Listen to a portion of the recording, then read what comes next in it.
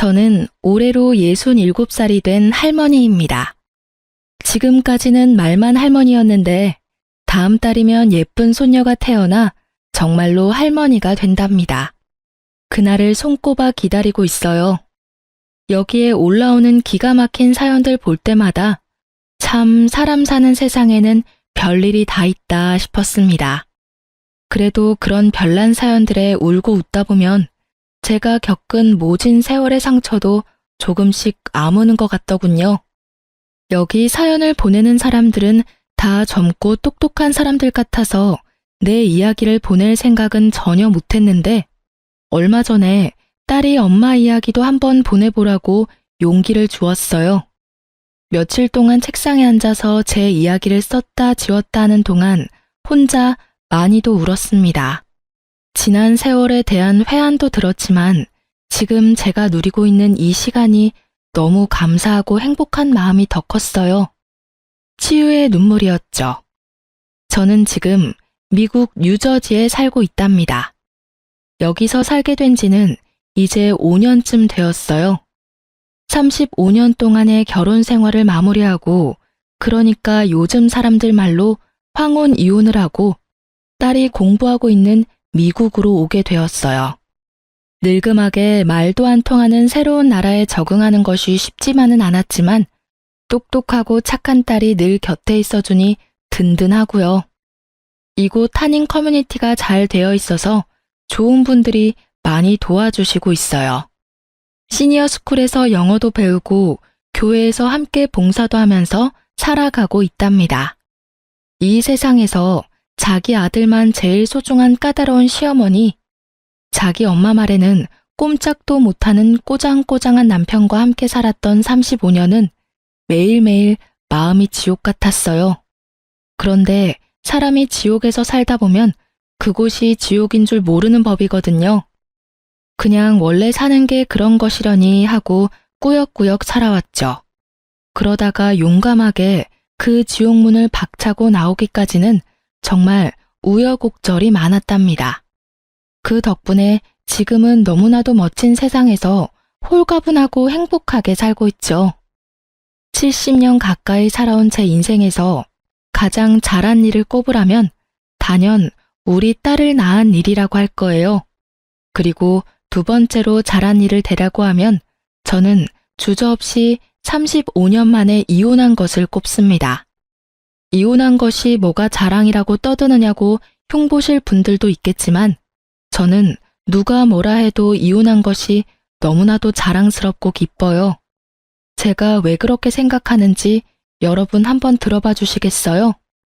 저의 먼 친척의 소개로 27살에 5살 많은 남편과 결혼했어요. 남편은 초등학교 선생님으로 봉직하다 교장으로 정년퇴직했어요.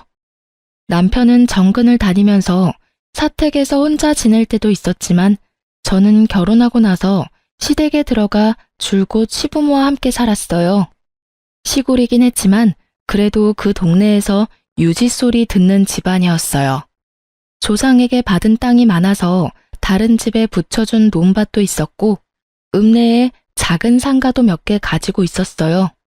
그래봤자 시골이라 서울 부자들에 비하면 아무것도 아니겠지만 우리 식구들 먹고 사는 데는 충분했어요.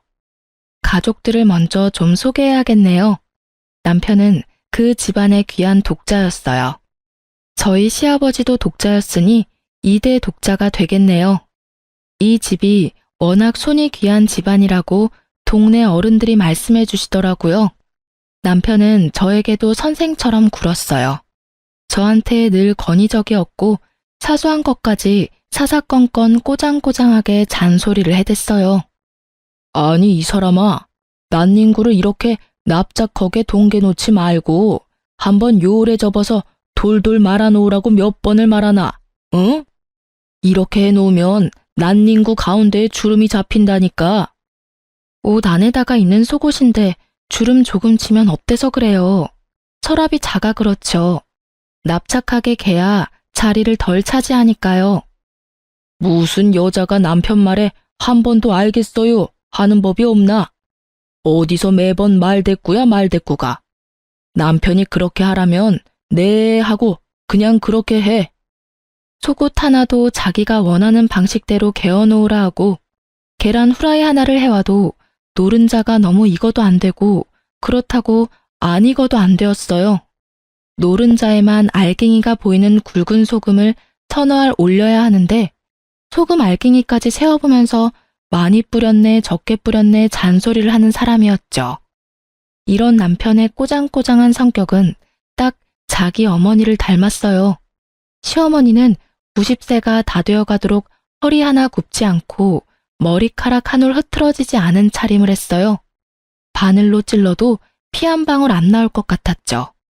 또 옛날 분이어서 어쩔 수 없다고는 하지만 아들에 대한 애착이 어마어마했고 남아 선호 사상도 강했어요. 이것 때문에 저와 제 딸이 겪은 수모는 이루 다 말할 수가 없죠. 제가 시집을 온 이후로 시어머니는 모든 집안일을 저에게 맡기고 본인은 전혀 하지 않았어요. 대신 항상 방문을 활짝 열고 방 안에 앉아서 제가 일하는 것을 매의 눈으로 감시했죠. 끊임없이 잔소리를 퍼부으면서요.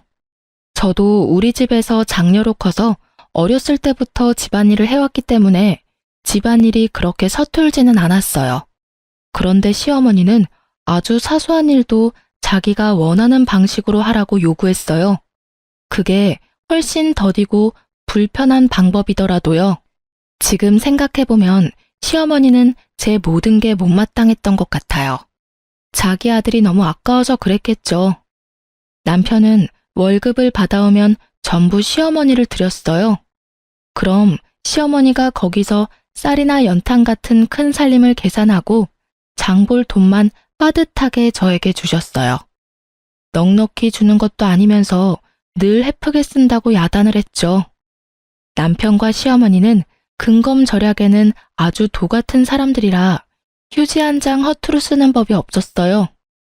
너 일로 와봐라. 이 휴지 이래 많이 둘둘 말아 쓴 거, 이건 네 짓이다. 우리 집에는 이렇게 낭비하고 사치하는 사람이 없다. 똥 싸고는 딱 3칸만 쓰는 거다. 이런 작은 것부터 이리 헤프니까는 자꾸 생활비가 빵꾸 나는 기다. 네네, 어머니 알겠어요. 왜 화장실 쓰레기통까지 들고 나와 그러셔요. 아, 남사스럽게.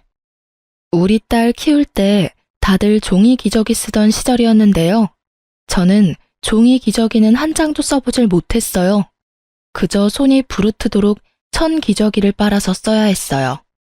아이가 크는 동안 학교에서 쓰는 연필 한 자루도 당신 새끼손가락보다 작아지기 전에는 새 것을 내주지 않았어요. 그렇게까지 어려운 시절도 아니고 그렇게까지 어려운 집도 아니었는데 말이죠.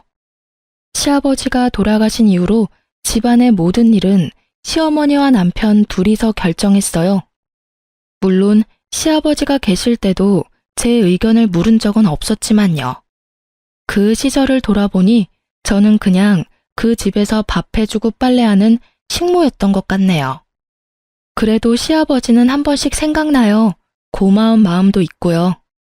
시아버지가 돌아가신 지 벌써 20년 가까이 되었지만 요즘도 아버지 기일은 꼭 기억해서 교회 가서 기도합니다.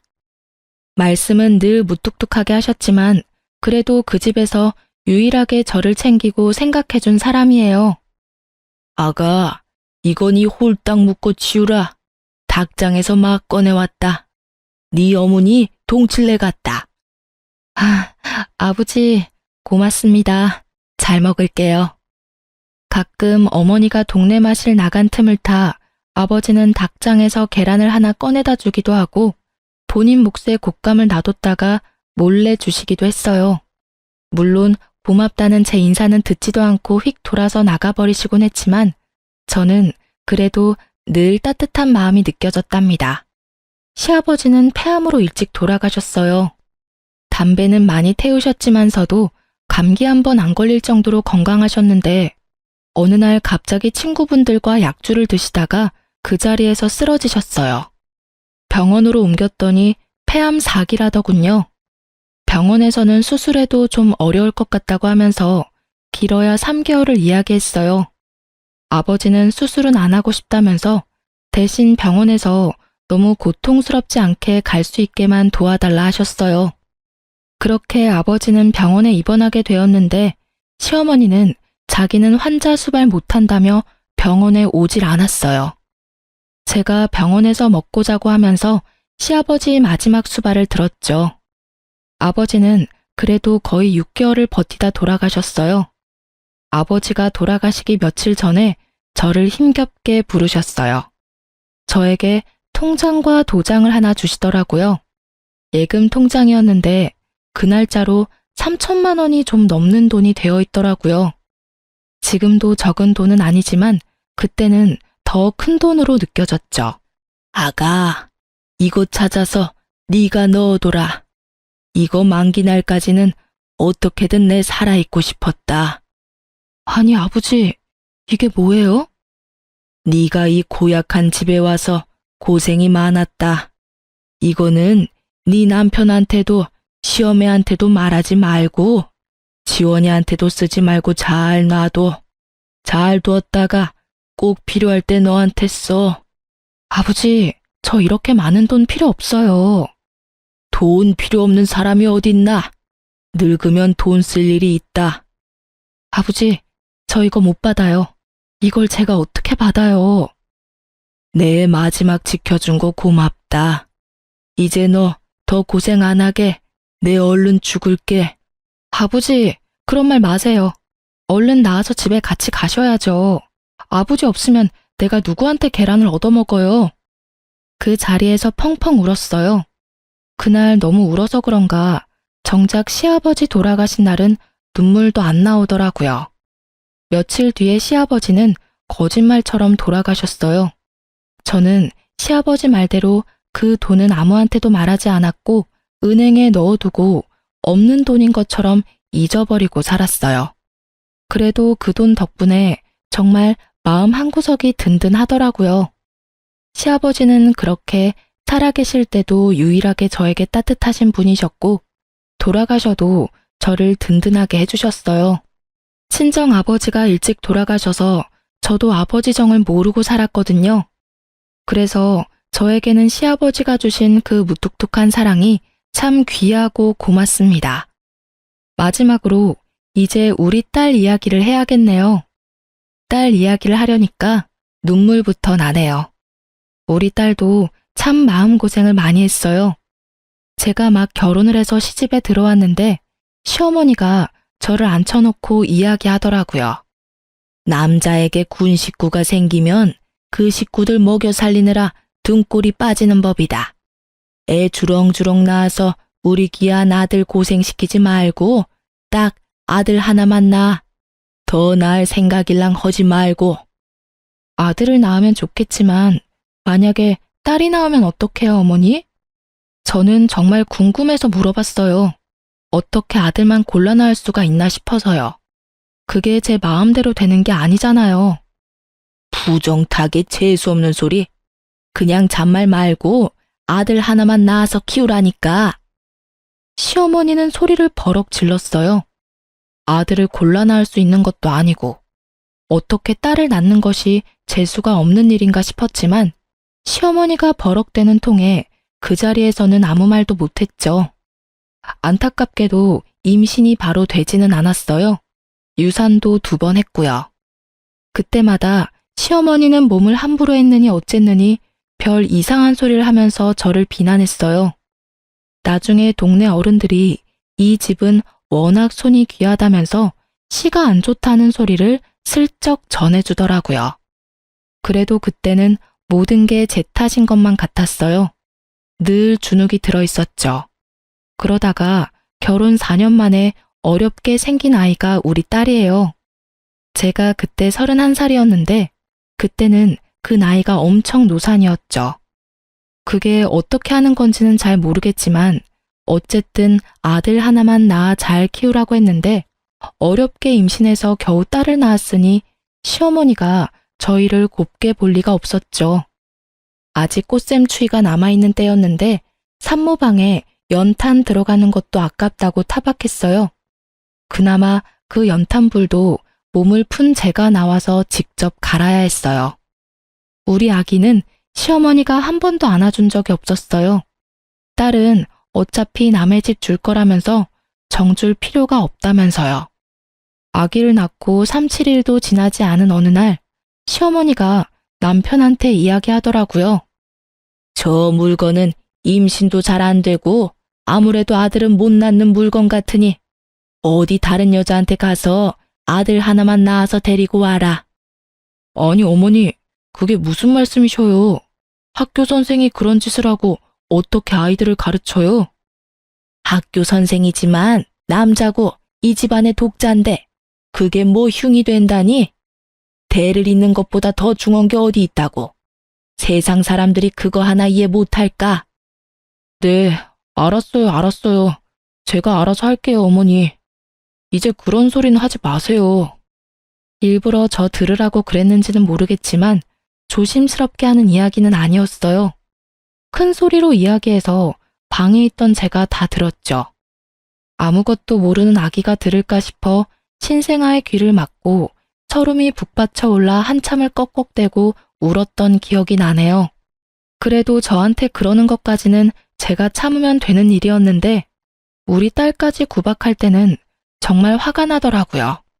참다 어머니에게 아이도 듣는데 그러지 마시라고 소리를 친 적도 있었어요. 그러고 나서는 며칠 동안 손이 발이 되도록 빌어야 했지만요. 아이가 좀 크고 나서는 할머니가 뭐라고 하시면 그냥 참고만 있지 말라고 가르치기도 했어요. 지원아, 할머니가 네가 잘못하지도 않았는데 막 야단치시면 잘못했습니다 하지 말어. 버릇없이 대들라는 게 아니라 할머니, 나 그렇게 안 했어요. 할머니 저한테 그러지 마세요. 라고 또박또박 말하라는 거야. 엄마도 옆에서 거들어줄게. 응, 알았어, 엄마. 할머니는 정말 이상해. 어느 날은 이랬다고 뭐라고 하고 다른 날은 저랬다고 뭐라고 해. 맨날 나한테는 화만 내. 나 할머니 싫어. 할머니가 옛날 사람이라 그래. 옛날 사람들은 아들만 중하다고 생각해. 그치만 엄마는 네가 딸이라서 너무 좋아. 아들을 10트럭을 갖다 줘봐라. 내 딸하고 바꾸다. 할머니 미워하면 네가 힘들어. 그냥 우리가 할머니를 이해하면서 살자.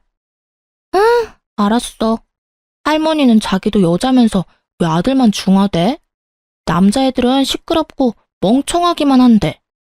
우리 딸은 어렸을 때부터 똘똘하고 야무졌어요. 학교 들어가서는 공부도 아주 잘했죠.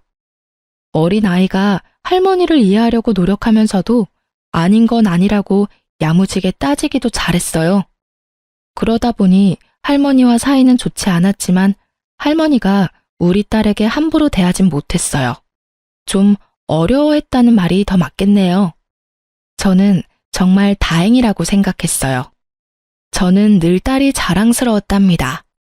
중학교에 들어간 딸은 전교 1등을 놓치지 않았어요. 물론 시골의 작은 학교이긴 했지만 선생님들이 입을 모아 칭찬하는 모범생이었어요.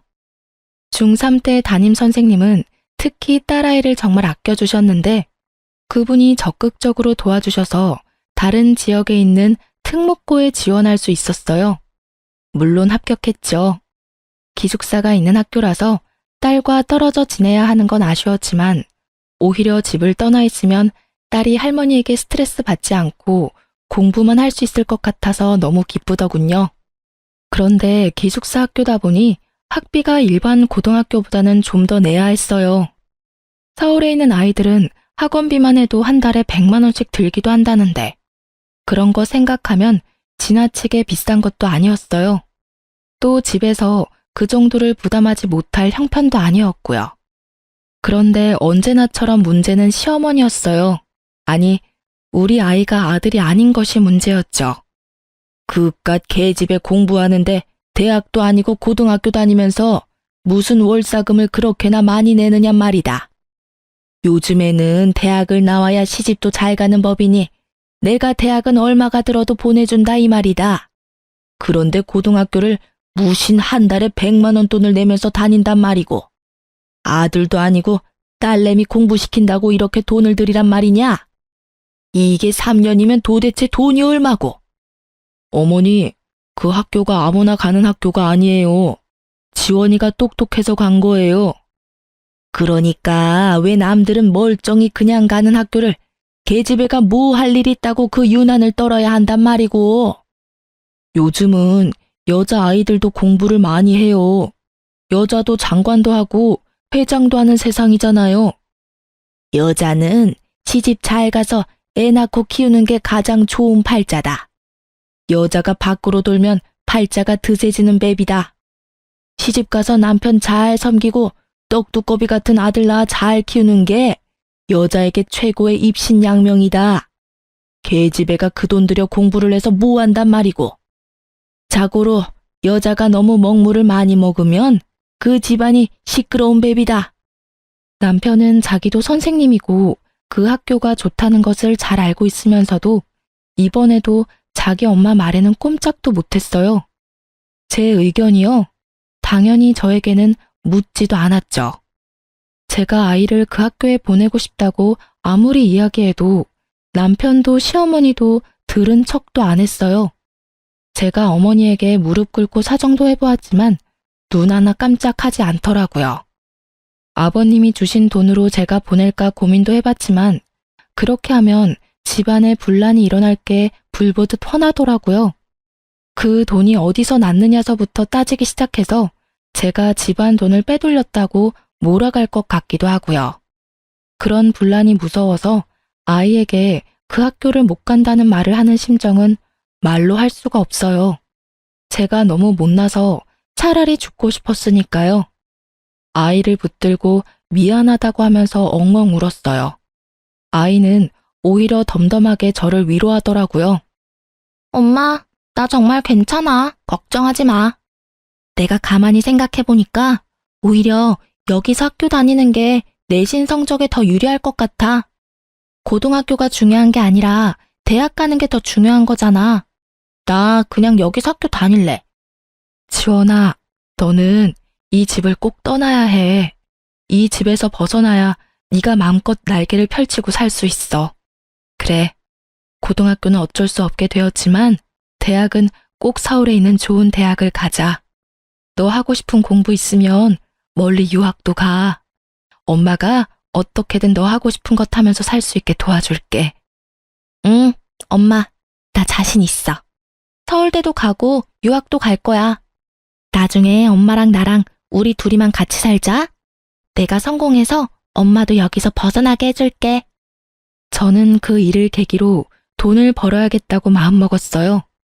제가 경제적 능력이 없으면 결국 제 딸을 지켜줄 수가 없겠더라고요. 저는 배운 것도 부족하고 돈을 벌어본 일도 없으니 제가 할 수 있는 일은 한정되어 있었어요. 또 동네에서 일을 하면 시어머니와 남편의 귀에 들어갈 테고 그러면 또 여자가 어쩌고 하면서 절대 못하게 할 테니 버스를 몇 번씩 타고 다른 동네에 있는 인력사무소를 찾아갔어요. 집을 많이 비울 수도 없고 시어머니 눈치가 보여서 고정적으로 오래 하는 일은 못했지만 거기서 소개해주는 일은 어떻게든 기회와 핑계를 만들어서 했어요. 서너 시간 남의 집 청소도 하고 아이들 학원차 태워주는 일도 하고 바쁜 식당에서 설거지도 했어요. 시 경계를 넘어 사는 친정 동생이 아프다고 조카를 돌보러 간다는 핑계도 대고 아이 학교에서 무슨 일이 있다고도 하고 매번 그럴듯한 말을 지어내느라 진땀을 냈죠. 그맘때쯤 어머니는 동네 경로당에서 하루 종일 시간을 보낼 때가 많아서 어머니 없는 틈에 부지런히 일을 다녔어요. 일을 하고 오면 여기저기 안 아픈 데가 없었지만 우리 딸 위해서 돈을 모으는 재미에 힘든 줄도 모르고 열심히 살았어요. 우리 똑똑한 딸은 역시 고등학교에서도 전교 1등을 놓치지 않았고 대한민국 사람 누구나 다 아는 좋은 대학교에 들어갔어요. 대학교에서도 딸은 장학금을 받고 다녔어요. 다행히 제 아버지가 자취할 생활비 정도는 보내주더라고요. 딸에 대한 애정은 있는 사람이었어요. 딸이 공부 잘하는 것을 은근히 자랑스러워하기도 했고요. 그렇게 딸은 대학을 졸업하고 1년을 준비해서 미국으로 유학을 가게 되었어요. 미국에 있는 로스쿨에 합격을 했대요. 아는 사람 하나 없는 그 먼 데다가 딸을 보내는 마음이 꼭 내 심장 한구석을 떼어내는 것 같았지만 우리 딸이 이 집으로부터 더 멀어진다는 사실에는 또 얼마나 안심이 되고 기분이 좋았는지 몰라요. 그런데 이번에는 시어머니는 물론 남편까지 딸의 유학을 반대하고 나섰죠. 여자애가 위험하게 어딜 혼자 그 먼 데를 가겠다는 거냐? 아는 사람 하나 없는 곳을. 너희 할머니도 노발대발 하신다. 너 절대 못 가게 하라고 난리시라고. 아빠, 저는 성인이에요. 아빠나 할머니의 허락이 필요한 나이가 아니라고요. 다른 사람들은 가고 싶어도 못 가는 학교예요. 제가 노력해서 제 힘으로 가게 되었어요. 제발 더 이상 제 앞길 막지 마세요. 너 유학 가려면 호적 파가지고 가라. 그럼 너는 이제 더 이상 내 딸 아니다. 호적은 아빠가 파주세요. 여자라는 이유로 지금까지 제 앞길 가로막아온 그 호적을 알아서 빼주신다면 저는 너무 감사하죠. 그렇게 딸은 유학을 떠났어요.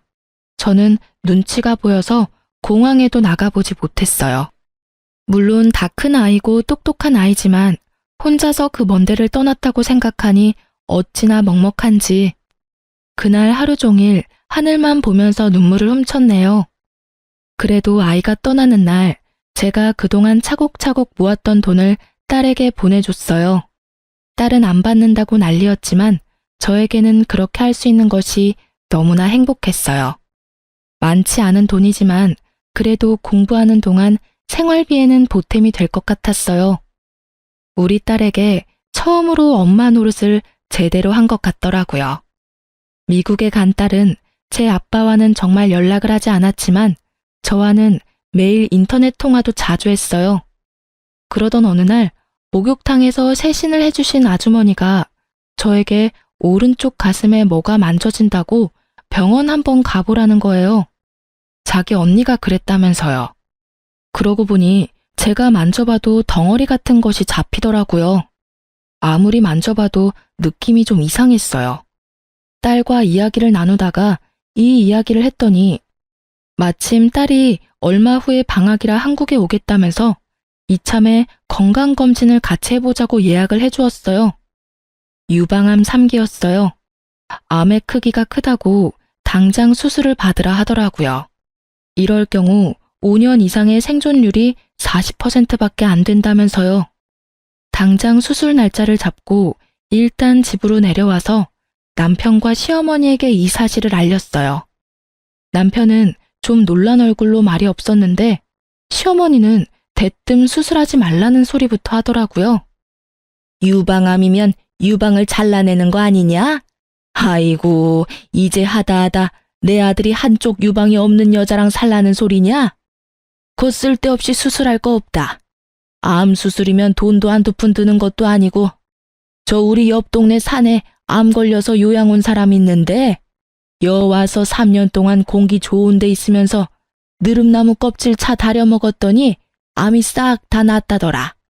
너도 여기서 느릅나무 껍질 다려 먹고 요양하면 다 나을 건데 무슨 가슴 잘라내는 수술을 한다니? 어머니, 제가 일단 같이 병원에 갔다 와 볼게요. 진짜 수술을 해야 하는 건지 어쩐 건지 제가 잘 알아보고 올게요. 시어머니의 그 말에 없던 정도 뚝 떨어졌어요. 그래도 반평생을 함께 살아오면서 식구들 밥해 먹이고 빨래해준 공이 있는데 고작 하는 소리가 유방 없는 여자랑 사는 아들이 불쌍하니 느릅나무 껍질이나 다려 먹으라뇨. 기가 차서 말도 안 나오더라고요. 입원하는 날 병원에 따라온 남편은 무슨 검사를 왜 하는지 하나하나 따지고 물었어요. 검사하는 데마다 쫓아다니면서 간호사 선생님을 괴롭히더라고요. 제가 걱정되어서 묻는 게 아니라 괜히 쓸데없는 검사를 해서 돈 나가는 건 아닌지를 걱정하는 것 같았어요. 자기 마음대로 병실도 제일 싼 거로 한다고 하고 입원도 하루라도 적게 하게 하려고 억지를 부리기도 하고 수술 후에 수술 부위 고통을 줄여주는 진통제를 돈을 내고 선택할 수 있다고 하니 제가 원래 참는데 도살하면서 하지 말라 하더라고요. 저한테는 묻지도 않고요. 화가 치밀어 올랐어요. 아무리 천하제일의 짠돌이라지만 평생 자기 집에서 밥하고 빨래하고 자기 수발, 시어머니 수발에 시아버지 병수발까지 다 든 내가 아프다는데 쫓아다니면서 계산기를 두드리고 있는 모습이 정말 꼴보기 싫었어요. 할 수만 있다면 종이짝처럼 구겨서 박박 찢어버리고 싶더라고요. 나 돈 있어요. 뭐라고? 내 수술할 돈 있으니 쫓아다니면서 이렇게 계산기 두드리지 않아도 된다고요. 아니, 당신이 돈이 어디서 나? 그리고 그걸 왜 이제 이야기하는 거야? 괜히 머리만 아팠네. 뭐, 돈이 어디서 났는데?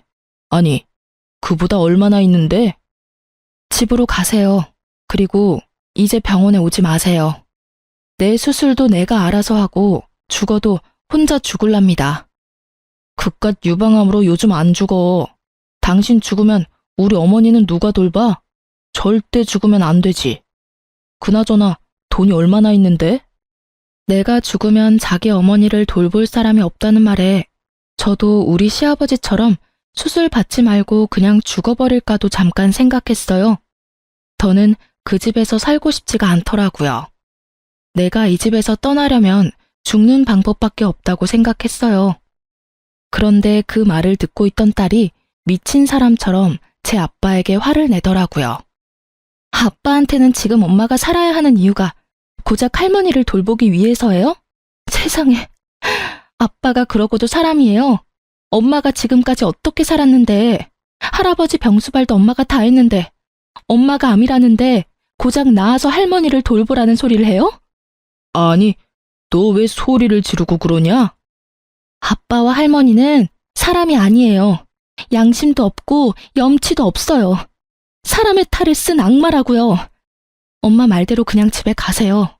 가서 병원에 다시는 얼씬대지 마세요. 엄마는 내가 돌봐요. 아빠 얼굴 보면 엄마가 더 아플 것 같아요. 병원에 그림자라도 나타나면 나 가만히 있지 않을 거예요. 다신 오지 마시라고요. 아셨어요? 딸이 그렇게 화를 내는 모습을 보니 정신이 번쩍 들었어요. 그리고 내가 살아야겠다 생각했어요. 수술을 잘 받고 살아나서 이 사람하고 이혼해야겠다고, 이 지긋지긋한 곳을 떠나야겠다고요. 다 큰 딸이 입 바른 소리를 하니 남편은 별 대꾸도 못하고 멍하니 서 있다가 쓴 입맛을 다시면서 돌아갔어요. 딸에게 수술하고 건강해져서 남편과 이혼하겠다고 이야기했어요. 딸은 저를 꼭 끌어안고는 자기가 도와주겠다고 하더라고요. 엄마, 수술 잘 받고 보란듯이 건강해져서 나랑 미국 가서 살자. 내가 성공해서 엄마 그 집에서 데리고 나온다고 했잖아. 내가 아직 성공은 못했지만 내가 최선을 다해서 도와줄게. 엄마, 아무것도 걱정하지 마. 그래, 엄마 수술 잘 받고 건강해질게. 너랑 둘이만 산다는 생각만 해도 병이 다 낫는 것 같다. 그렇게 서로 부둥켜 안고 한참을 울었네요. 다행히 수술은 성공적이었어요. 암의 크기가 커서 걱정했는데 천만다행으로 전이가 많이 된 상태는 아니었다고 하더라고요. 퇴원은 할 수 있었지만 방사선 치료를 위해 자주 통원을 해야 했고, 치료 기간 동안은 가족들과도 격리되어 있는 것이 좋다는 핑계로 병원 근처에 작은 오피스텔을 얻었어요. 건강해지겠다는 일념으로 열심히 치료에 참여했죠. 잘 넘어가지 않는 밥도 무르게 익히고 잘게 잘라서 어떻게든 억지로라도 넘겼고, 집에서라도 몸을 자꾸 움직이려고 노력했어요. 의사 선생님이 시키는 건 뭐든지 철저히 따랐어요. 딸이 인터넷으로 좋다는 것들을 찾아서 정리해주면 그것도 열심히 찾아서 먹고 그대로 실천했어요. 저는 꼭 건강을 회복하고 살아야 했으니까요. 드디어 병원에서 예후가 좋을 것 같다는 이야기를 들었어요. 5년 동안 재발이 되지 않아야 완치가 되는 거지만 제 몸속에 이제 암세포는 남아있지 않다더라고요. 그때부터 본격적으로 이혼을 준비했습니다. 딸은 저를 돕겠다고 학교를 휴학하고 한국에 들어왔어요. 지원아, 미안하다. 엄마 때문에 하던 공부도 중단하고. 엄마가 너한테는 늘 짐이 되는구나. 엄마, 무슨 소리야. 내가 왜 거기까지 가서 법을 공부하는데? 딸이라고 자꾸 주저앉히는 집이라서 어쩔 수 없이 다른 나라까지 갔지만 결국 엄마 도와주고 싶어서 법을 선택한 거야. 엄마가 이혼하는 게 내 꿈이었다고. 학교는 잠시 쉬는 거야. 나 다시 공부할 때는 엄마가 옆에 있어줄 거잖아. 그치? 그래, 엄마가 옆에 있어줄게. 맨날 맛있는 밥 해주면서 네 옆에 있을게. 와, 말만 들어도 살찌는 것 같아. 너무 많이 찌면 큰일인데? 우리가 둘이서만 사는 미래를 그려보는 일이 너무나도 행복했어요. 이혼은 딸과 함께 준비했어요. 딸과 함께 여러 군데 변호사 사무소를 다니면서 상담을 받았고, 그 중에서 가장 우리를 잘 이해하고 편안하게 해주는 믿음직한 변호사를 선임했어요. 일단 변호사를 선임하고 나니 착착 진행이 되더라고요. 집에 사람이 없을 만한 시간에 가서 제 짐을 정리했어요. 35년을 살았지만 제 짐이랄 것이 별로 없더라고요. 딸이 사준 고운 옷 몇 벌과 딸 어렸을 때 사진들과 기록들, 통장과 도장 같은 것들 몇 가지를 제외하고는 다 미련이 없었어요. 그렇게 단출한 짐을 챙겨서 나오는데 동네 경로당에 있을 거라 생각했던 시어머니와 길에서 딱 마주쳤어요. 저는 갑자기 심장이 내려앉는 줄 알았죠. 그런데 어머니가 좀 이상하더라고요.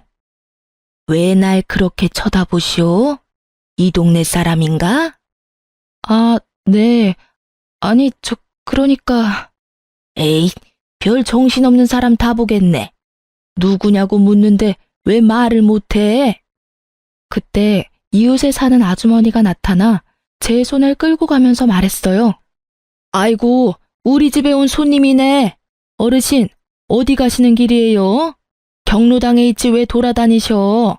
아들이 또 찾느라 고생하겠네. 얼른 경로당에 가 계셔요. 네? 경로당 가는 길이요. 경로당 가는 길이 맞는데 왜 안 나오나 그래? 아주머니는 저를 자기 집으로 데리고 들어갔어요. 암에 걸렸다는 이야기를 듣고 걱정했다고 하시며 제 손을 쓸어주셨어요. 저보다 10살 많은 친정 언니 같은 분이었는데 제가 형님 하면서 잘 따랐어요.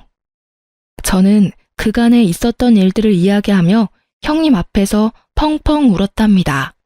형님도 제 손을 잡고 눈물을 흘리셨어요. 그래, 지원 엄마야. 잘 생각했다. 아까 어머니 이상한 거 봤지? 검사 결과 치매란다. 치매요? 아니, 언제부터, 어쩌다가요? 뭐, 한 달 남짓 되었을까? 할매가 집을 못 찾고 헤매고 다니는 걸 동네 사람이 데리고 온 적이 있는데 또 얼마 안 가서 경찰서에서 연락이 오고 그랬거든. 동네 보건소에서 읍내 병원으로 가보라 해서 지원 아빠가 데리고 갔나 보대? 아직은 초기지만 치매가 진행되고 있단다. 아직 초기라는데 그래도 저를 못 알아보시네요? 저러다 또 멀쩡해지기도 하는갑더라. 또 어느 날은 멀쩡하게 알아보고 정정해. 그러다 한 번씩 또 이상하고. 순간 조금 흔들렸어요. 이런 노모를 두고 제가 이혼을 한다는 게 잘못된 일인 것 같고 죄책감도 들더라고요. 그런데 그런 눈빛을 읽었는지 동네 형님이 앉아있는 제 다리를 철썩 때리더라고요. 지원 엄마야, 너 정신 차려라. 지금까지 저 집에서 그 고생을 하고 또 치매 노인까지 수발 들으려고? 네 목숨 걸고 결심한 거라면서 뭘 고민하고 있어. 아이고, 내가 괜히 붙잡았네. 이제 가, 빨리 가. 멀리 도망가서 나라고 행복하게 살아. 형님의 그 말이 너무 고마워서 저는 또 눈물 콧물을 다 빼고 울었죠. 얼굴 다시 못 보는 거야 좀 서운하지만은 지원 엄마가 무슨 고생을 하면서 살았는지 이 동네 사람들은 다 안다. 말을 못해서 그렇지 네가 너무 안쓰럽고 아깝다고 다들 마음 아파했다. 그러니까 이제라도 도망가서 잘 살아. 네가 잘 살면 내 마음도 좋다. 형님, 고마워요. 제가 연락할게요. 그동안도 너무너무 고마웠어요. 저는 그 길로 집을 나와서 변호사를 대리인으로 세우고 이혼을 진행했어요. 제 연락처도 바꾸고 서류에는 변호사 연락처만 알려주었죠. 딸도 마찬가지로 연락처를 바꾸었고요.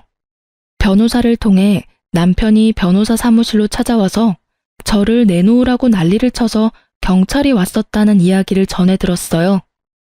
이혼 과정은 말처럼 쉽지만은 않았어요.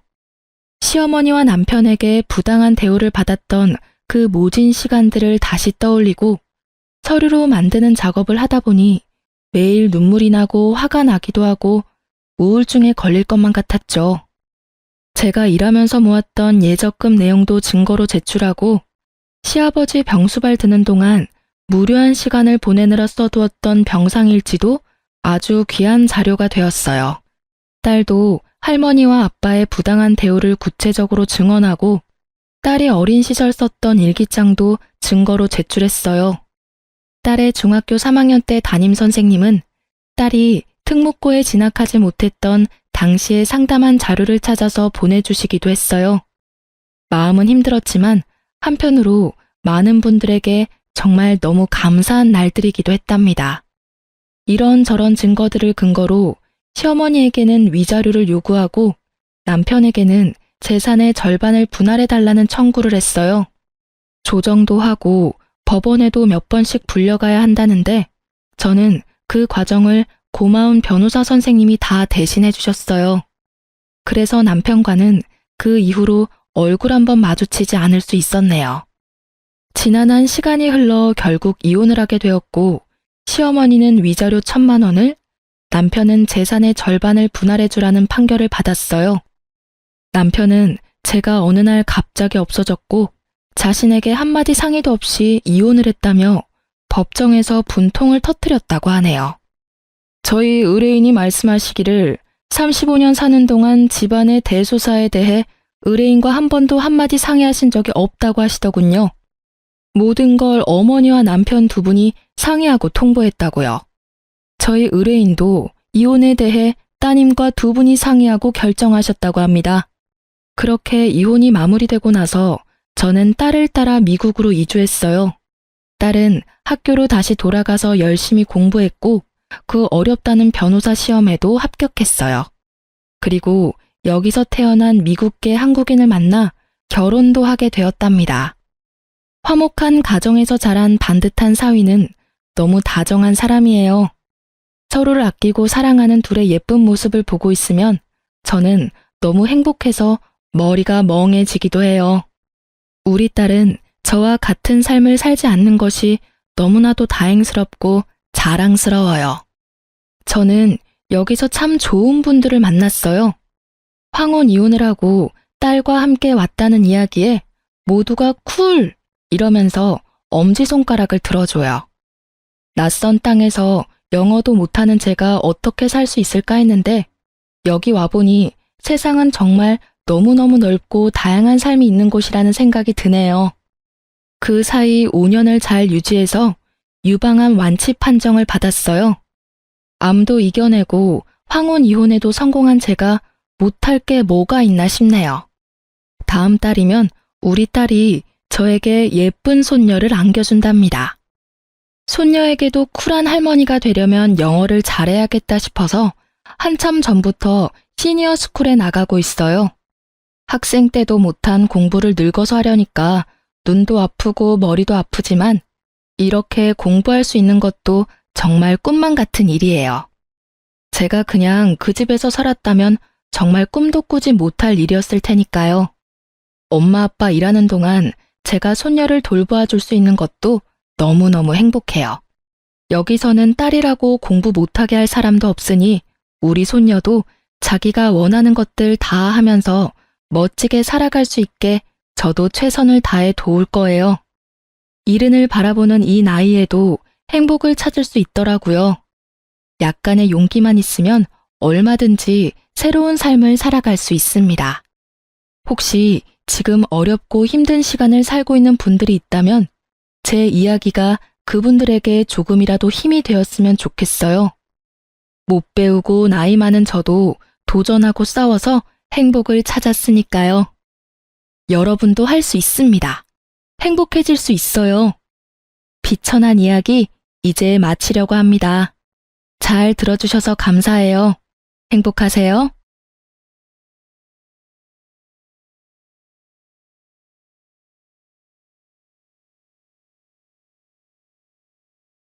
저는 여기저기 정착할 곳을 찾아 여행을 다니고 있는 30대 여자입니다.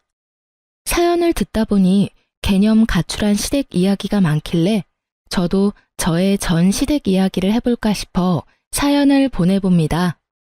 남편은 제가 운영하던 작은 꽃집의 단골 손님이었습니다.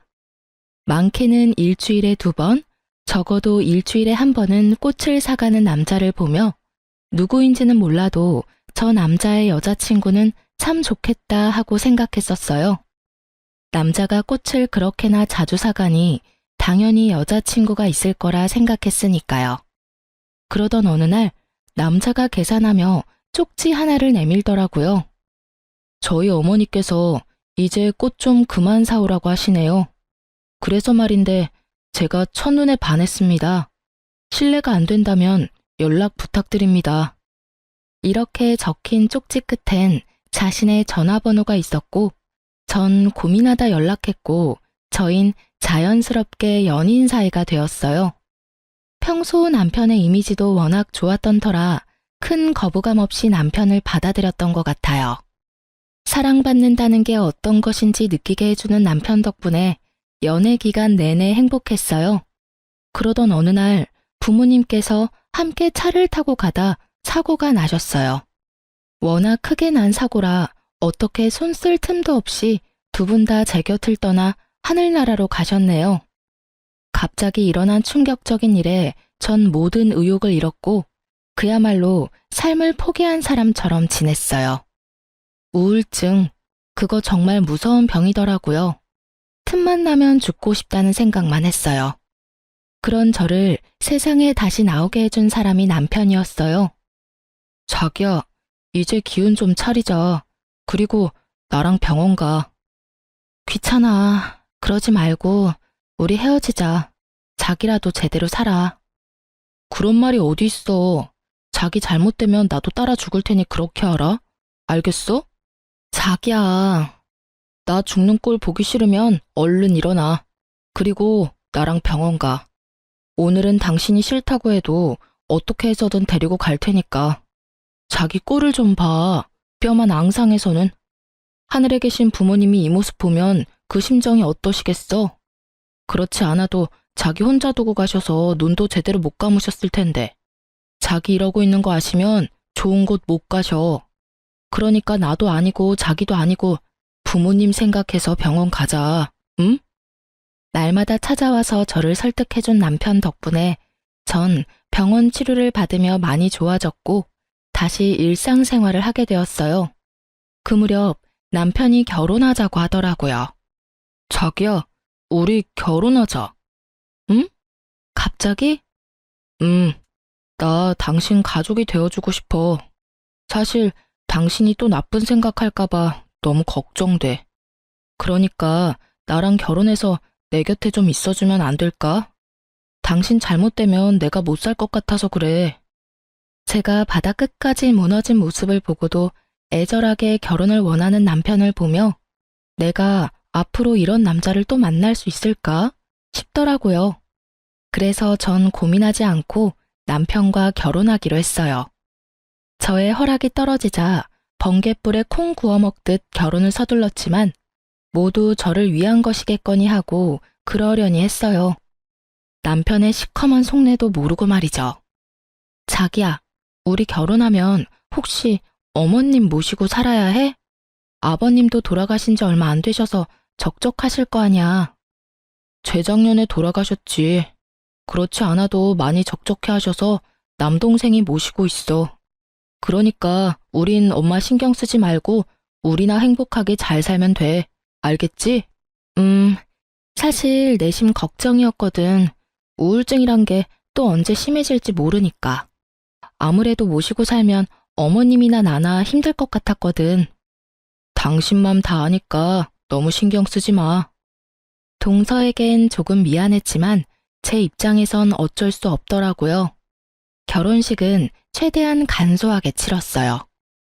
남편은 3남매인데 막내 아가씨도 시집을 갔고 남편이 마지막이었던 터라 어머님도 조용히 올리는 결혼식을 반겨주셨어요. 고마워.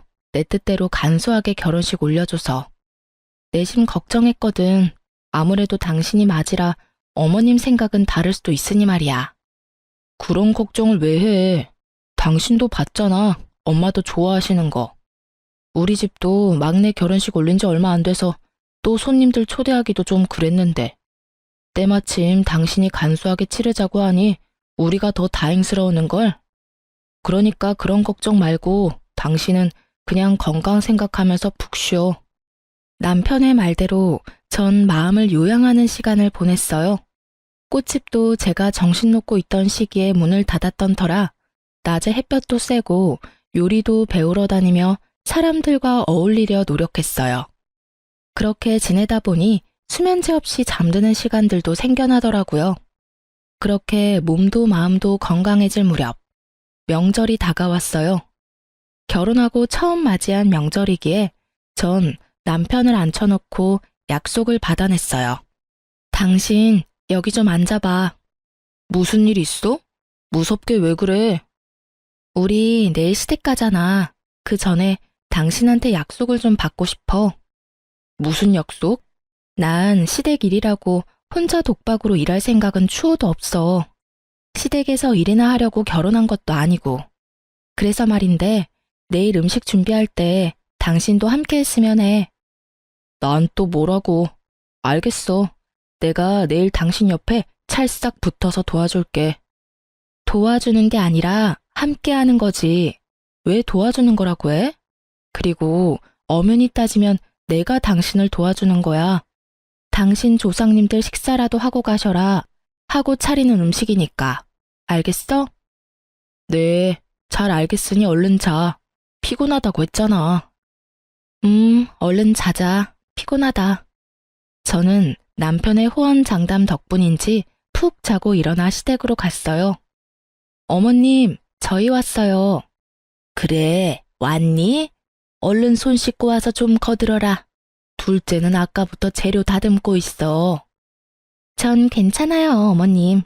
형님, 일단 짐부터 푸시고 좀 앉으세요. 차 많이 밀리죠?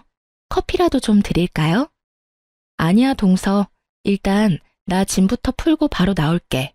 여보, 당신이 먼저 좀 돕고 있어. 동서 혼자 힘들겠다. 알겠어. 재수씨, 저 손부터 씻고 와서 도와드릴 테니 조금만 기다려주세요. 저희가 나누는 대화를 잠자코 듣고 있던 어머님은 남편이 적극적으로 나서자 갑자기 태도를 바꿔 언성을 높였어요. 아니 얘가 뭐 하는 짓이야? 여기 여자가 몇 명인데 네가 왜 나서? 에이 엄마도 참. 요즘 그런 말 하면 이혼당해. 요즘 애들이 어떻든 나는 관심 없다. 여긴 내 집이니 내 뜻대로 할 거야.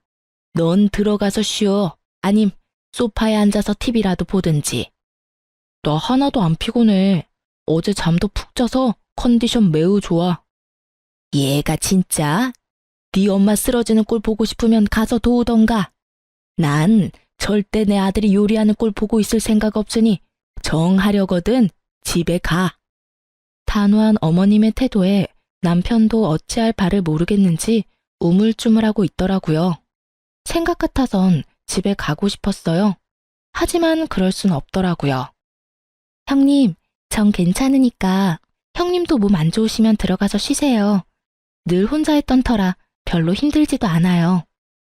동서, 그게 무슨 말이야. 이 많은 걸 어떻게 혼자서 해? 늘 해왔는데요, 뭘.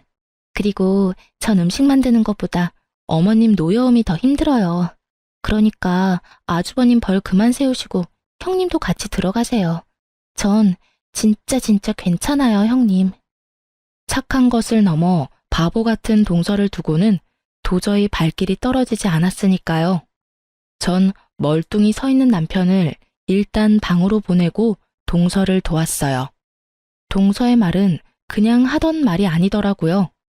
그간 진짜 혼자서 일은 다 했는지 손이 보이지 않을 정도로 군더더기 없이 빠르게 음식을 해내더라고요. 돕는다고 돕는 제 손길이 방해될 뿐이라는 걸 깨달은 저는 그저 뒷정리만 할 수밖에 없었어요. 동서, 대단하다 진짜. 손이 어쩜 그렇게 빨라? 저도 처음엔 버벅거렸어요. 근데 워낙 제사가 많은 집이라 금방 손에 익더라고요.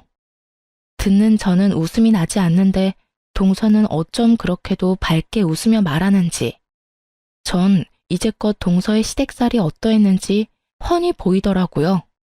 아니나 다를까 명절 아침이 밝았고 전쟁 같은 시간이 지난 뒤 다 함께 모여 앉아 밥을 먹고 있었어요. 동서는 밥을 제대로 씹지도 않고 급하게 먹더니 미처 하지 못한 뒷정리를 하려고 일어섰고 전 그런 동서를 다시 앉혔어요. 가만히 있어. 내가 알아서 할 테니까. 네? 동서는 일단 가만히 있어. 나한테 다 생각이 있으니까. 동서는 의아한 눈으로 절 바라보았고 전 동서의 손을 꽉 붙잡고 놔주지 않았어요. 시댁 식구들의 식사가 끝나갈 때쯤 아가씨가 혼자 문을 열고 오더라고요. 나왔어. 서서방은? 그이 바빠서 또 회사 갔지. 엄마한테 죄송하다고 전해달래. 그렇게나 바빠? 뭐가 그렇게나 바쁘다고 명절에 쉬지도 못하고 또 회사야. 아, 몰라. 하루 이틀 바쁜가 뭐. 나 배고파. 밥 줘. 넌 이때까지 밥도 안 먹고 뭐 했어? 시댁에서 밥도 한 그릇 못 얻어먹은 거야? 우린 차례도 안 지내잖아. 여기 와서 먹으려고 거의 안 먹었지. 언니, 얼른 먹을 거 좀 줘요. 시켜 먹는 꼴이 숨을 쉬듯 자연스러운 시누이를 보며 저도 모르게 한숨이 나오더군요. 전 시누이의 밥을 차리려는 동서를 붙잡아 세우고 큰 소리로 말했어요. 동서, 친정 안 가? 이제 아가씨도 왔으니 이만 가봐. 네? 저 가라고요? 그럼 안 갈 거야? 아가씨도 왔는데 동서도 당연히 가야지. 형님은요? 형님은 언제 가시게요? 뭘 내 걱정까지 해? 나도 동서 보내고 갈 거니까 내 걱정하지 말고 동서나 얼른 가. 부모님들이 얼마나 기다리시겠어? 동서도 외동딸이라며. 시댁도 중요하지만 친정도 잘 챙겨야지. 여긴 식구도 많으니까 얼른 가봐. 그래도 되죠, 어머님? 그러렴. 당황한 기색이 역력한 어머님과 이런 상황이 어리둥절한 동서. 저는 동서를 떠밀다시피 해 친정으로 보내버렸어요. 그리곤 서둘러 남편의 옆구리를 찔러댔죠. 지금 당장 돌아가자는 무언의 압박을 알아들은 남편은 어색하게 연기를 시작했어요. 너무 피곤하다. 아들 피곤해? 그럼 들어가서 한숨 자. 아니, 여기서 자다 깨서 가려면 더 피곤해. 그럼 하루 더 자고 가면 되지. 친정 가야 하는 것도 아니고 뭐가 걱정이라고. 이 사람도 이렇게 고된 일은 처음이라 피곤할 거고 이번 명절은 우리도 일찍 가서 쉬어야겠어. 가자 여보. 짐 다 챙겨뒀지? 아까 다 챙겨뒀어. 그럼 우리 갈게. 남편은 도망치듯 저를 데리고 시댁에서 나와버렸어요. 현관문을 나서는데 어머님과 아가씨의 표정이 가관이더라고요. 그도 그럴 것이 제기는 물론이고 밥 먹은 그릇조차도 정리가 되지 않았는데 동서도 제가 보내버리고 저마저도 가버리니 그 산같이 쌓인 설거지는 꼼짝없이 두 사람의 몫이 되어버렸으니까요. 그 통쾌함도 오래가진 못했어요. 그 후 어머님은 일을 가셨는지 틈만 나면 저를 불러 일을 시키시더라고요. 전 한두 번은 그냥 가서 뜻대로 해드리다 반복되는 호출에 남편을 불러 함께 갔어요. 당연히 평일 낮이었고 남편은 연차를 쓰거나 반차를 쓰고 저와 함께 했죠. 넌 도대체 회사는 어떻게 하고 오는 거니? 오늘은 반차 썼어. 너 그러다 회사 잘려 이놈아. 그리고 너도 그렇다. 내가 너만 오라고 했지 내 아들까지 끌고 오라디? 왜 자꾸 일도 못하게 같이 끌고 오는 거니? 끌고 오다니 내가 무슨 개야? 끌려오게. 그냥 내가 온 거야. 오늘 뭐 하냐고 물어보니 엄마한테 간다길래 나도 엄마 보고 싶어서.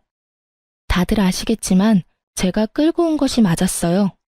남편은 온 힘을 다해 뻔히 보이는 거짓말을 했고 그런 아들의 거짓말에 어머님은 긴 한숨을 쉬시더니 벼랑간 동서에게 화풀이하기 시작했어요. 예, 너 냉장고 위는 다 닦았니? 거기 먼지가 한가득 하더라. 넌 집에서 노는 애가 거기도 안 닦고 뭐 했니? 하여튼 게을러서는 도대체 친정에서 뭘 배워서 시집 온 거야? 사부인도 참 뻔뻔하기도 하구나. 이리 배운 것도 없는 딸 자식 시집 보낸 거 보니 말이다. 냉장고 위라 참 황당하더라고요. 냉장고 위까지 반짝반짝하게 하고 사는 주부가 몇이나 된다고. 거기에다 친정 드립까지 나오니 저에게 하는 말도 아닌데 저도 화가 다 나더라고요. 정말 말 그대로 생트집을 잡는 어머님의 망언에 동서도 더는 참을 수 없었는지 입을 떼더라고요. 어머님, 정말 해도 해도 너무하시네요. 제가 뭘 그렇게 잘못했다고 친정 엄마까지 들먹이세요? 뭐야? 너 지금 나한테 말 대답하니? 네, 저도 할 말은 해야겠어요. 지금까진 어머님이 하시는 말씀 다 저를 위하는 말이다 생각하고 넘어가려고 했어요. 근데 요즘은 해도 해도 너무하시잖아요. 친정엄마가 무슨 잘못을 했다고 그런 소리까지 하시냐고요. 원래가 그렇다. 시집와서 네가 잘못하면 친정엄마가 욕먹는 법이야. 그런 법은 없어요, 어머님. 그리고 제가 잘못해서 혼내시는 거 아니시잖아요. 만만한 게 저라고 형님이 저처럼 가만히 있지 않고 할 말 다 하시니까 저한테 지금 화풀이 하시는 거잖아요. 제가 바본 줄 아세요? 내가 언제 너한테 화풀이를 했다고 그러니? 얘가 아주 생사람 잡는구나. 왜? 너도 네 형님이 바락바락 시어머니 이겨먹는 꼴 보니 따라하고 싶더니? 그래서 눈 똑바로 뜨고 나한테 대드는 거야? 집안 꼴 잘 돌아가는구나. 이게 다 너 때문인 건 아니? 네가 내 말끝마다 말대답이나 하니 얘도 너 따라서 그러는 거 아니니? 엄마, 왜 갑자기 이 사람한테 그래? 넌 빠져 이 녀석아. 어디 부모 앞에서 마누라 역성을 드는 거야? 다툼이 절정을 향해 가던 그때 이 다툼을 한 방에 날려버릴 시누이가 뛰어들어왔어요. 엄마, 큰오빠가 돈 준대. 1,000만 원, 나 살았어. 시누이의 등장에 순식간에 다툼은 사라지고 다들 제 눈치를 살피기 바쁘더라고요. 제가 들은 말이니 제대로 들은 말이 맞는 건지 곱씹을 필요도 없었어요. 워낙 티가 나게들 눈치를 살피니까요. 이게 무슨 말이야? 그런 말 없었잖아. 그게 아니라 막내가 워낙 급하다고 해서. 그래서 나하고 한마디 상의도 없이 1,000만 원이나 되는 돈을 주기로 했다고? 당신한테 그렇게 큰 돈이 어디 있어서? 당신 생활비 빼곤 당신 적금 내가 관리하잖아. 그게 퇴직금 조금 정산받았어. 당신 제정신이야? 기가 차더라고요. 하지만 더 기가 차는 건 어머님의 생각과 태도였어요. 너 지금 여기가 어디인지 잊었니? 어디서 소리를 꽥꽥 질러대는 거야? 그리고 가족끼리 힘들면 도와줄 수도 있는 거지. 이게 그렇게 화낼 일이니? 상의 한마디도 없이 그렇게 큰 돈을 빌려줬다 해도 황당한데 그냥 줬다고 하잖아요. 어머님은 어떠실지 몰라도 제 기준에선 화낼 일이에요. 너 그러다 시어머니 잡아먹겠구나. 내가 네 눈치 보여서 어디 말이라도 하겠니? 엄마 그만해. 불난 집에 부채질 좀 그만하라고.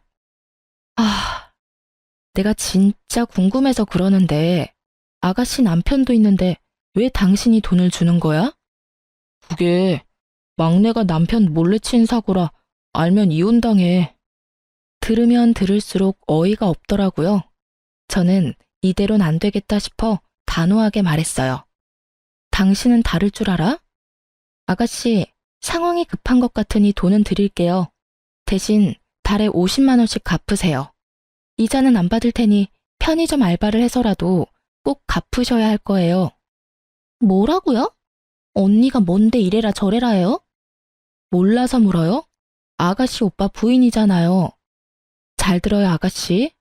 오빠 이혼하는 꼴 보기 싫으면 매달 잊지 말고 50만 원씩 꼭 붙여요. 당신도 똑바로 들어. 한 번만 더 상의 없이 이런 일 벌였다간 진짜 이혼이야. 알겠어? 단호했던 제 태도 때문인지 아가씨는 돈을 꼬박꼬박 갚는 듯 했어요. 그렇게 시댁은 몇 달 정도 조용하더라고요.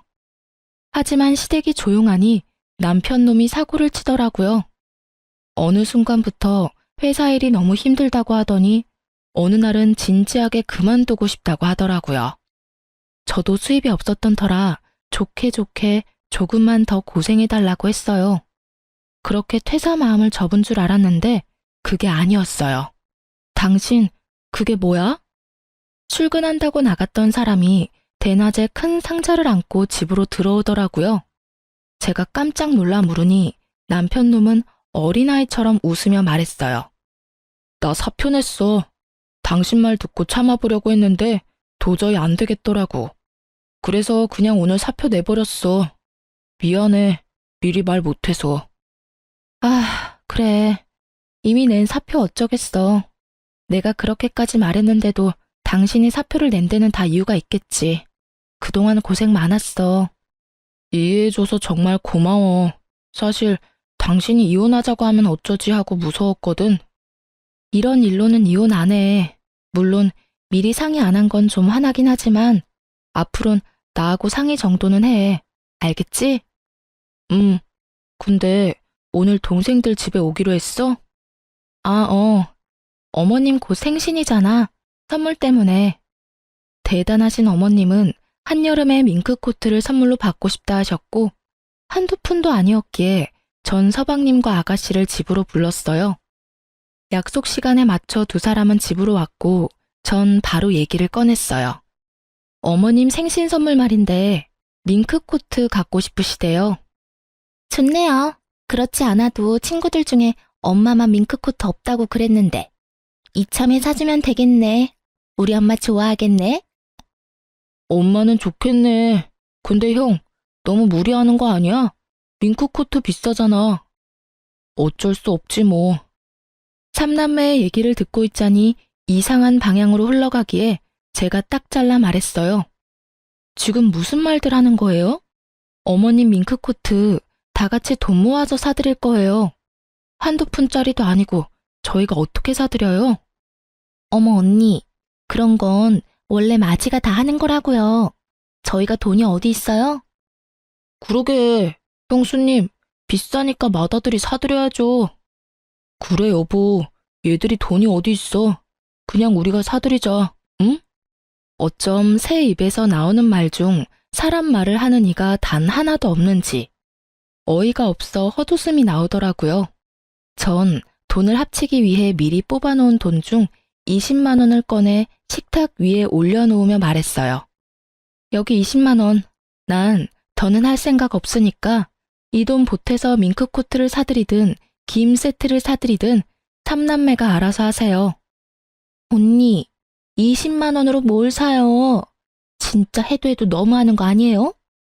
형수님, 이건 아니죠.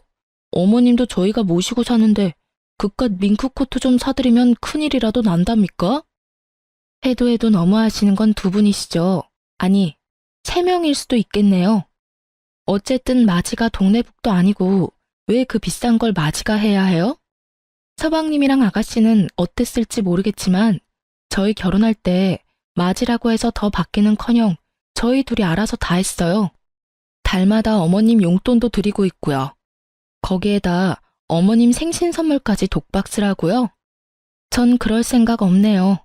그래도 결혼해서 처음으로 드리는 생신 선물, 그 도리는 다 하고 싶어서 두 분이 형편껏 보태시면 모자라는 돈은 제가 내려고 했더니 이렇게 나오시니 저도 별 수 없네요. 전 이 20만 원, 그 이상은 보탤 생각 없으니 그렇게 알고 돌아가 주세요. 여보, 그러지 말고 다시 생각해보자, 응? 당신도 쫓겨나기 싫으면 그만해. 남편은 입을 다물었고 두 사람도 순순히 돌아가더라고요. 생일 선물로 뭘 사드렸는지는 아직도 모르네요. 남편도 말해주지 않았고 굳이 저도 묻지 않았거든요. 생신 때도 밖에서 밥만 먹고 헤어졌고요. 아마 전 이때쯤부터 이혼을 생각하고 있었던 것 같아요. 이대로 괜찮을까 하는 생각이 강하게 들었거든요. 그러면서도 제발 더는 실망하게 하질 않기를 바라고 또 바랐어요. 하지만 도저히 참을 수 없는 일이 벌어지고야 말았죠. 산 넘어 산이라고 어머니 생신이 지난 지 얼마 되지 않아 아버님 제사가 다가왔어요. 계속해서 시댁일로 남편과 부딪히니 시댁 말만 나와도 머리가 아프더라고요. 하지만 어쩌겠어요. 제가 안 가면 또 난리가 날 테고 그 난리통에 애꿎은 동서만 피볼 것이 뻔하니 안 갈 수도 없는 노릇이었어요. 그렇다고 당하고만 있자니 속에 천불이 날 것 같았고요. 시댁에 도착하니 제 예상대로 동서만 발바닥에 불난 듯 바쁘게 움직이고 아가씨와 서방님은 소파에 앉아 TV를 보고 있더라고요. 어머님은 안 보이시고요.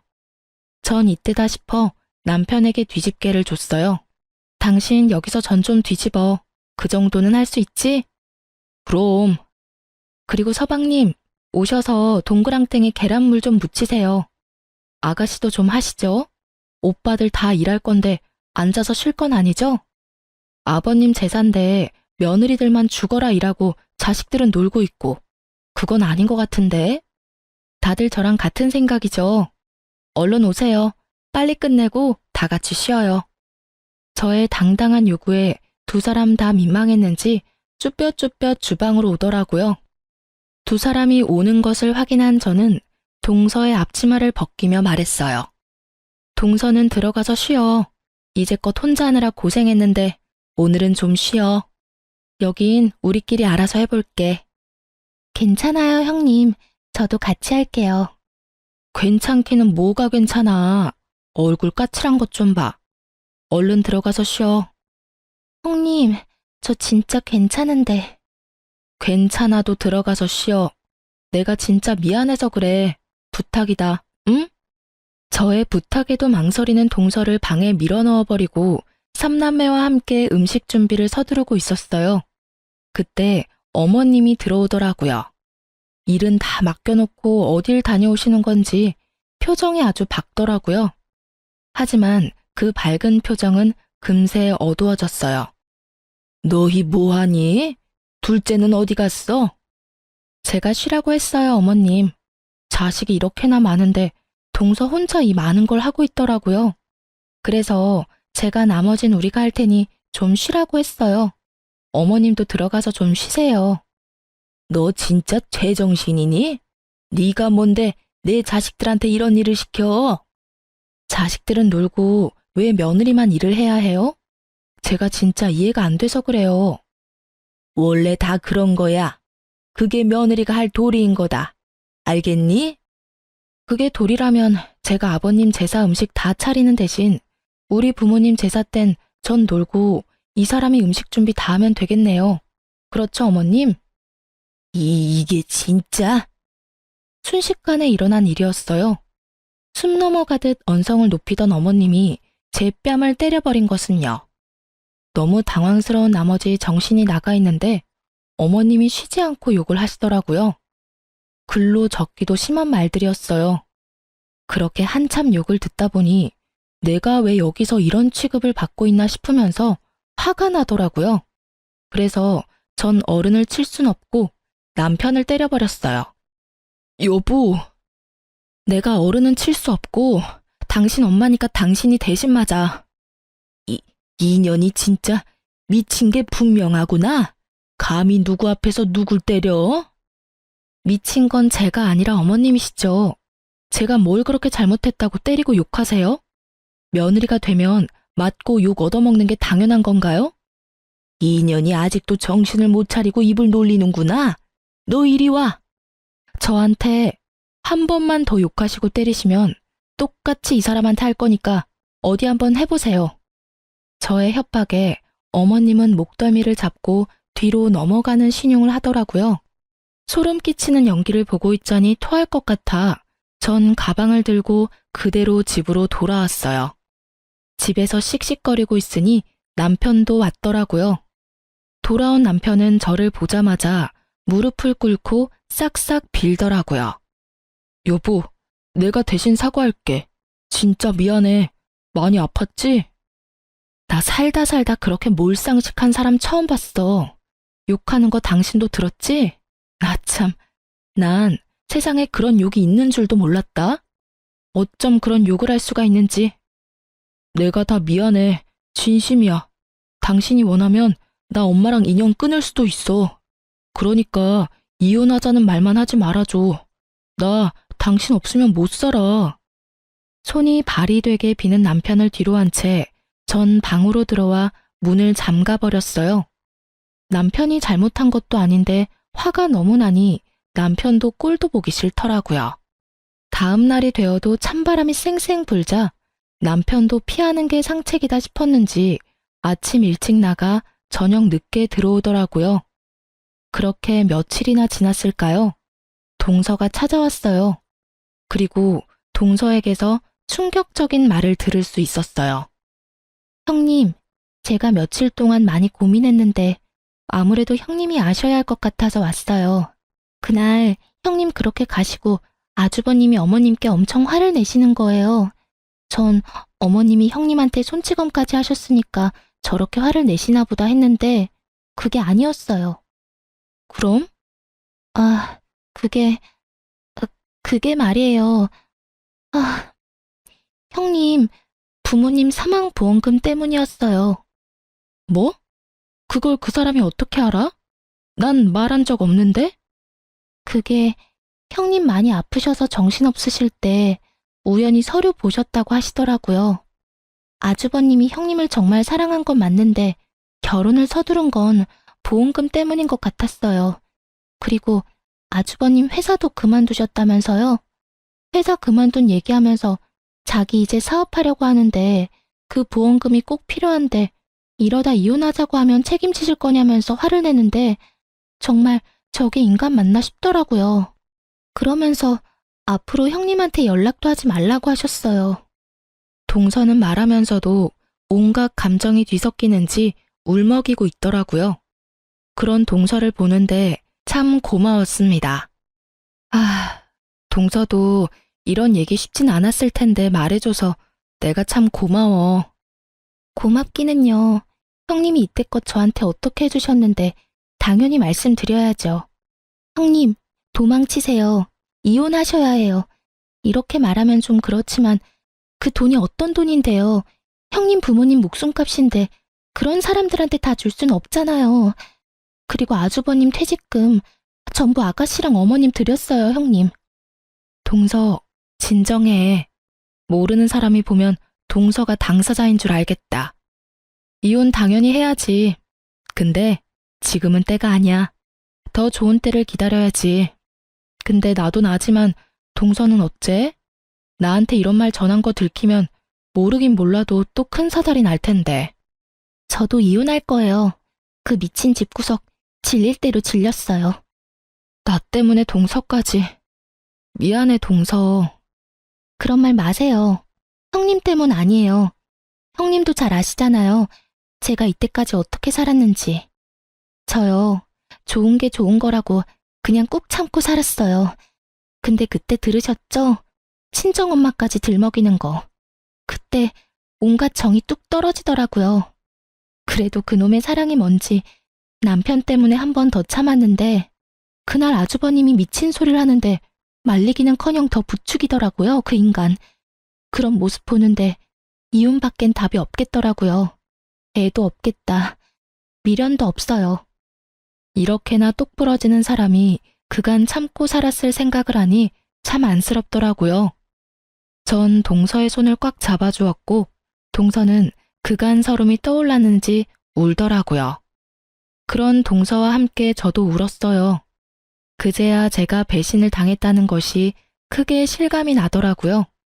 한참을 울던 동서는 자신도 때를 기다리겠다며 시댁으로 돌아갔어요. 모든 사실을 다한 저는 남편을 기다렸고 밤이 되자 남편이 돌아왔어요. 좋은 건수라도 생겼는지 다른 날보다 얼굴이 밝더라고요. 좋은 일 있어? 당신 지금 나한테 말 걸어준 거야? 화 좀 풀렸어? 언제까지 아무 말 안 하고 살 순 없잖아. 무슨 좋은 일 있냐고. 표정이 밝네? 아니, 내가 좋을 일이 뭐 있어. 그냥 울상으로 다니면 당신 기분도 처질까봐 밝은 표정 지으려고 노력했지. 그래? 고맙네. 내 기분도 생각해주고. 근데 당신 요즘도 당신 식구들한테 돈 주고 그런 거 아니지? 아니, 내가 미쳤어? 안 그래. 나 이제 영 끊을 거라고 그랬잖아. 표정 하나 바뀌지 않고 거짓말을 하는 남편을 보니 이제껏 날 얼마나 속였을까 하는 생각이 들더라고요. 남편은 여전히 제 앞에선 시댁 식구들과 연락조차 하지 않는 척을 하며 뒤로는 그나마 모은 남편 돈으로 시댁 식구들을 돕고 있었어요. 돌아가신 부모님 사망보험금만 믿고 재산 탕진을 신나게 하는 모습을 지켜보는 꼴도 꽤 즐겁더라고요. 동서는 남편이 시댁을 도울 때마다 저에게 알려줬고 저는 열심히 계산기를 두들겼어요. 마침내 남편 통장이 텅텅 비었을 때쯤 전 남편에게 이혼을 통보했어요. 이혼해 우리. 갑자기 그게 무슨 소리야? 말 그대로 이혼하자고. 갑자기 무슨 이혼이야. 우리 엄마 때문에 그래? 내가 영 끊는다니까. 요즘 연락도 안 하는 거 당신이 더 잘 알잖아. 연락은 안 하지만 돈은 주잖아. 그거 참 이상하지 않아? 언제 얼마가 필요한지 알고 돈을 그렇게 매번 들여? 당신이 그걸 어떻게 알았어? 그게 중요해? 어머님, 서방님, 아가씨 골고루 잘도 나눠주던데. 내가 그랬지? 나랑 상의 없이 한 번만 더 이런 일 벌이면 가만 안 있는다고. 이혼해. 나 맘 돌릴 생각 전혀 없으니까 괜히 힘 빼지 말고 해. 안 돼. 못해. 나 당신 없이 못 살아. 당신도 잘 알잖아. 내가 아니라 내 부모님 사망보험금이 없으면 못 살겠지. 당신이 그걸 어떻게 알았어? 영원한 비밀이 있을 거라 생각했어? 꿈도 크다. 얼른 짐 싸서 나가. 여기 내가 처녀 때부터 살던 내 집인 건 알지? 당신 집은 1%도 없으니까 문구적거리지 말고 당장 나가줘. 10분 시간 줄게. 10분 뒤에도 나가지 않으면 경찰 부를 테니까 그렇게 알아. 전 세상을 다 잃은 표정을 하고 서 있는 남편을 뒤로 한 채 방으로 들어왔어요. 그리고 동서에게 전화를 걸었어요. 형님, 동서, 나 방금 이혼하자고 했어. 돈 빌려준 것부터 보험금까지 다 얘기해서 아마 집안 발칵 뒤집힐 거야. 괜찮겠어? 안 괜찮을 건 또 뭐예요? 전 기쁜걸요? 노예 해방의 날인데요. 저도 오늘 이혼 선포하고 이 집 나갈 거예요. 그래? 차라리 그게 좋겠다. 괜히 또 험한 꼴 당하지 말고 얼른 나와. 지금 어머님 통화하시는데 아주버님 같아요. 언성 높아지는 거 보니. 형님, 저 끊을게요. 밖에서 저 찾네요. 동서, 조심해. 네, 걱정하지 마세요. 같이 살아야 하니 참았지.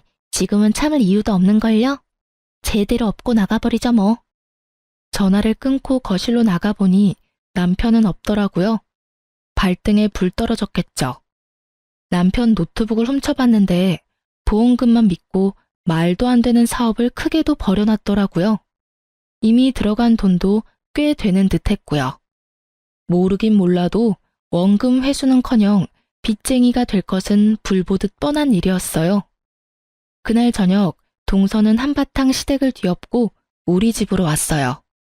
형님, 오늘 하루만 신세 좀 져도 될까요? 너무 늦어서 친정에 가기도 그렇고 마땅히 연락할 만한 친구도 없네요. 결혼하기 전엔 친구도 많았는데 그동안 뭐하고 살았나 모르겠어요. 그럼 얼른 들어와 동서. 나 말고 친구한테 갔으면 나 섭섭할 뻔했어. 감사해요, 형님. 그렇게 동서와 저는 밤새 시댁이 어떻게 박살이 났는지에 대해 이야기를 나누었어요. 글쎄, 전화 끊고 나가니까 어머님이 난리를 부리는 거예요. 네 년이 다 말했지? 그러면서 제 머리채를 휘어잡으려는 걸 제가 탁 쳐내니까 목덜미를 막 잡으면서 욕을 얼마나 하는지. 거기에다 남편 새끼도 막 소리를 지르길래 그냥 이혼하자고 하고 제가 준비했던 음식 다 식탁 밑으로 엎어버리고 나왔어요. 어머님 막말하고 욕한 것도 다 녹음해뒀어요. 동서는 시원하게 뒤집고 나왔고 저흰 시원하게 이혼했어요. 저의 예상대로 두 형제는 돈이 있을 리가 없었고 위자료는 줘야 하니 시댁집을 담보로 대출을 받아 위자료를 주더라고요. 시모는 자신의 손으로 두 아들을 이혼시킨 꼴이 됐으니 화병으로 누웠다고 하고요. 그 성격에 참 잘 어울리는 단어라고 생각했네요. 화병. 이혼 후 저희는 그저 기다렸어요. 그 인간만도 못한 것들이 서로 저희의 복수를 대신하는 꼴을 그저 기다리며 지켜봤어요. 어느 날 동서에게 시동생이 찾아왔고 동서에게 무릎을 꿇고 싹싹 빌었다고 해요. 여보, 나 분가에서 나왔어. 나한테 왜 그런 이야기를 해? 이제 우리 둘이 오붓하게 살 수 있어. 그러니까 우리 다시 시작하자. 내가 앞으로 진짜 잘할게. 응? 오붓 같은 소리 한다 진짜. 야, 정신 차려. 나 네 엄마 때문도 있었지만 너도 끔찍해서 이혼하자고 한 거야. 참 너도 너다. 남의 돈 탐내더니 이제 부모까지 버리고. 버리다니 그냥 분가한 거라고. 그래, 그렇다고 쳐. 집 담보로 대출받아 깡통집 만든 것도 모자라서 아픈 엄마 내팽개치고 나온 게 분가라고 생각하고 싶으면 그렇다고 치고 제발 좀 꺼져줘. 네 무릎 단 그 바닥 썩을까봐 나 지금 너무 걱정되니까. 내 말 안 들려? 꺼지라고. 시동생은 동서의 호통에 불이 나게 도망갔다고 하더라고요. 착하기만 했던 동서가 그렇게 화를 내니 놀라기도 했겠죠. 동서 말을 듣는데 제가 더 통쾌하더라고요. 거기서 끝인 줄 알았는데 시댁 것들은 동서가 얼마나 만만했던 걸까요? 그 뒤로 한동안 조용하더니 어느 날은 시모가 직접 찾아왔다고 했어요. 행색이 말도 못하게 형편없었다고 하더라고요. 아가, 나라도 좀 받아주면 안 되겠니? 네? 제가 왜요? 어머님 잘난 아들딸 있잖아요. 그 나쁜 것들 말도 마라. 네 남편은 날 버리다시피 하고 집을 나가더니 연락도 없고 하루가 멀다고 와서 돈이란 돈은 다 뜯어가던 딸녀는 이제 돈 없다고 날 첫째한테 떠넘기더니 전화도 안 받아. 그리고 장남이라는 거는 내 집까지 팔아서 글쎄 날 월세방에 쳐넣어 놓고 연락도 안 되는구나. 아, 어머님. 응? 그래, 아가, 넌 나 안 버릴 거지? 저 이혼했어요. 벌써 이혼한 지 몇 달이나 지났어요. 전 어머님 아가도 며느리도 아니에요. 그러니까 앞으로 찾아오지 마세요. 어머님이라 불러드리는 것도 오늘이 마지막이니까요. 이제 진짜 두 번 다신 보지 마요. 전 어머님 얼굴만 봐도 끔찍하네요.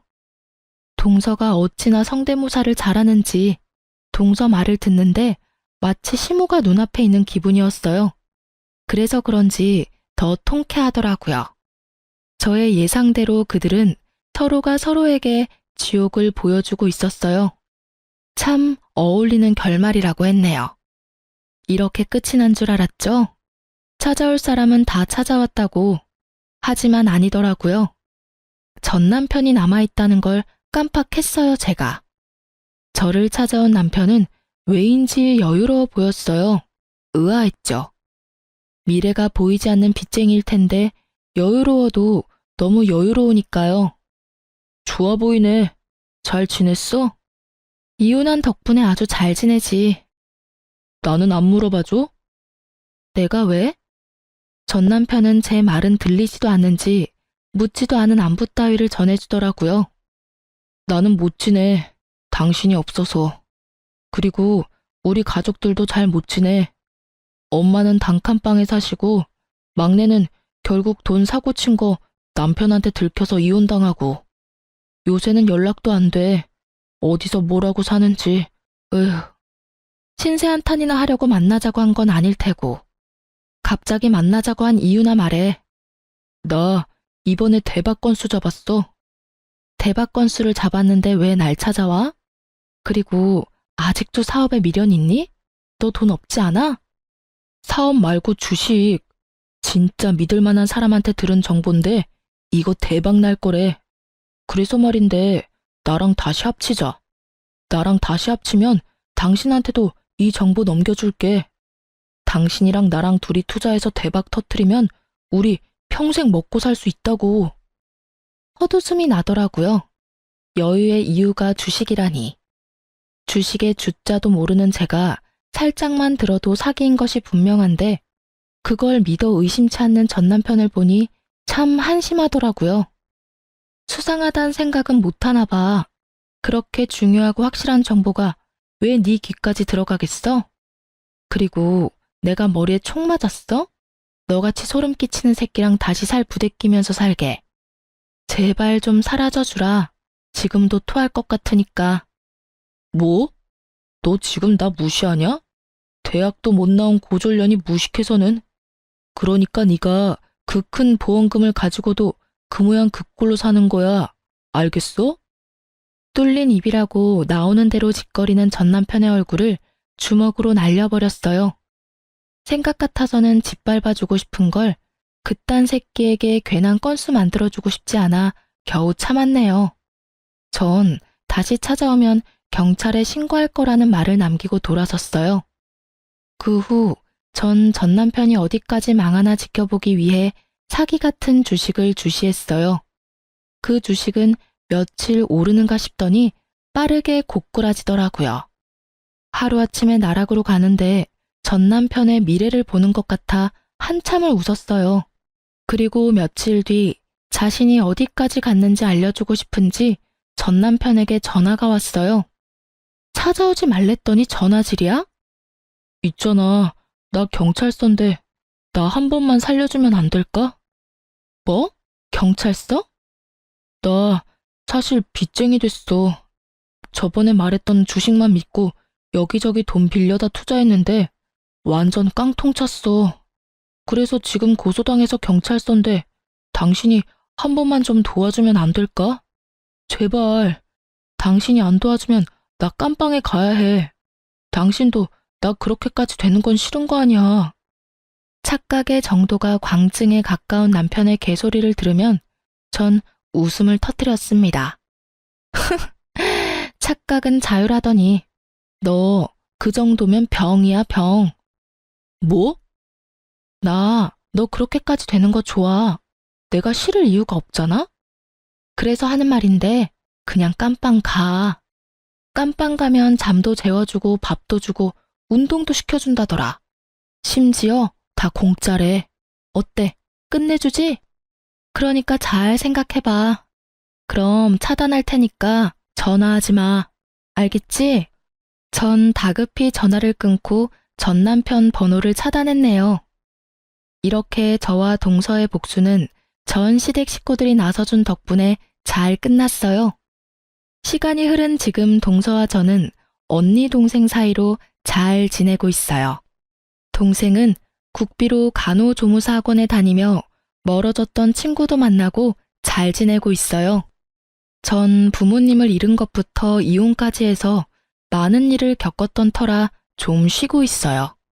병원에서 여행을 추천하길래 국내 작은 시골 마을을 찾아다녔는데 꽤 좋더라고요. 탁 트인 곳을 보며 많이 걸으니 수면제가 없어도 잠을 잘 수 있게 되었어요. 그래서 요즘엔 정착할 작은 마을을 찾고 있어요. 제가 그럴 예정이라고 하니 동생도 간호조무사 따는 대로 제가 정착하는 곳으로 와 살겠다고 하고요. 시댁과의 인연은 징글징글했지만 저에겐 좋은 동생이 생긴 것 같아 요즘 행복해요. 이로써 저의 길었던 사연은 끝입니다. 긴 제 사연 들어주셔서 감사합니다.